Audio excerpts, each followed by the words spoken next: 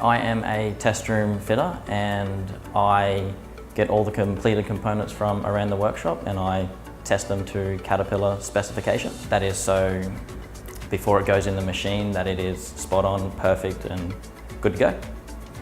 I'm very fortunate to work with very experienced guys in here. This is where we've got the smartest and brightest to diagnose and work out any issues and make sure everything is good. If the leading hand goes away or goes on holidays or something, I am the guy that steps up and gets to have that opportunity to tell everybody what to do and organise the areas and keep it going.